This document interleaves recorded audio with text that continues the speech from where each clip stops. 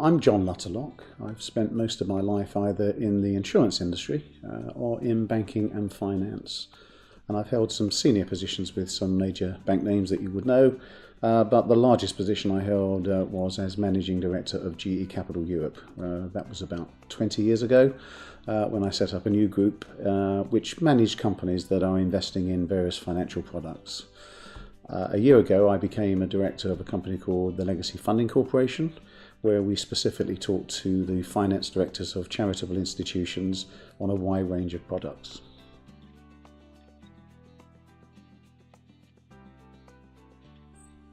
Legacy Funding Corporation has two projects which it offers to charities. One is the insurance for trustee liability, which is obviously a very important area. But while we were visiting and meeting with some of the finance directors of the leading charities, one of the problems that they told us about was the time it takes between the notification of a legacy and when the money actually gets to the charities. It's estimated that around £2 billion of monies are left to charities under legacy arrangements. And when we were meeting with some of the leading finance directors of the big charities, one of the problems they told us about was the time it takes between when the legacy is announced and when the monies actually arrive for the charity. This in turn had the problems of maybe certain projects had to be slowed down. In a number of cases, people were made redundant and shops were shut and hospices were deferred for some months. We thought, wouldn't it be a good idea if there was a way that once the probate and the legacy announcement had been made, that monies could very quickly be going towards those charities so they could continue to fund their projects.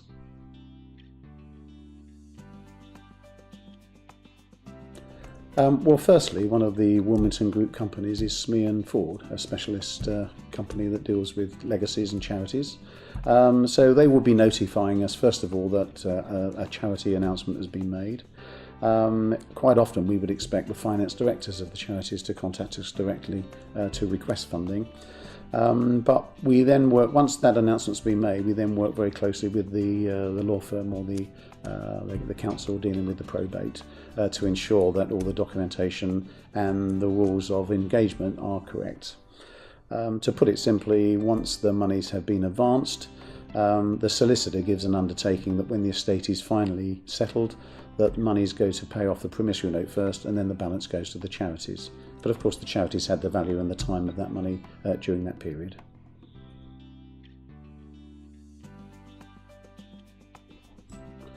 We expect this is very unlikely to happen. The cases where it has happened in the past is where perhaps taxation has not been thought of, and therefore the amount of money that's netted to the estate is less because of the tax deduction.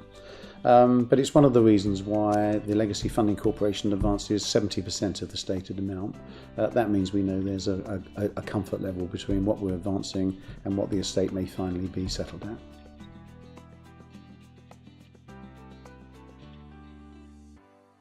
It's very unlikely that we would contact the executor if it's a private individual. Normally big estates are wound up by law firms or probate companies, and it will be important for us to make it known to them the terms of the promissory note, that when the money's come through they need to settle first the promissory note before the balance goes on to the charity.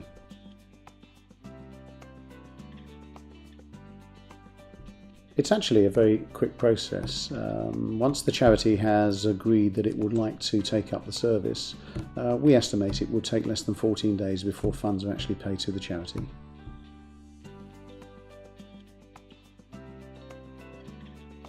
There are actually only a small proportion of wills that have disputes, usually when family members are unhappy with the results of a more recent will.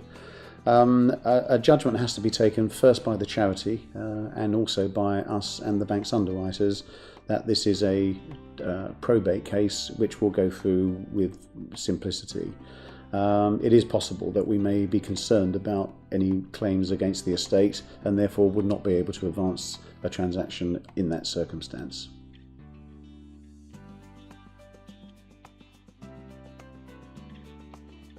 As I mentioned earlier, one of the problems for the directors and trustees of a charity is the time it takes to get money from probate.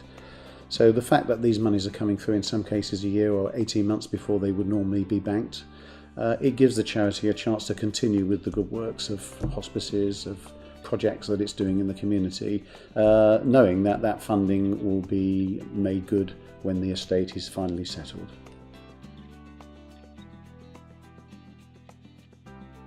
We don't believe there'll be any adverse publicity for charities taking this sort of funding. In fact, the fact that it's available to them and the charity isn't taking up this opportunity might in itself cause concern by people who are supporting that charity.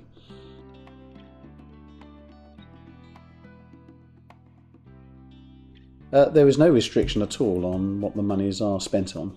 It really is a case of just providing the funds that it would have received at some time in the future now, and they can therefore there's no conditions about where the money's spent.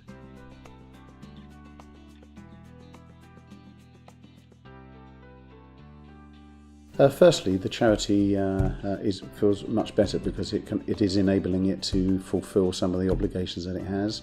And secondly, the supporters must be pleased that some projects which might have been deferred are now able to be completed.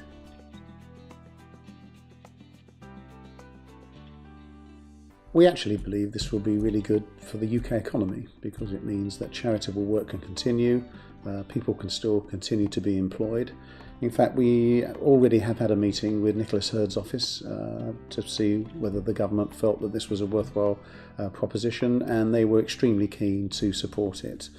If you think about the fact that some of the good works in the past have had to be slowed down because of lower donations to charities, we see this as a very valuable contribution to the UK economy.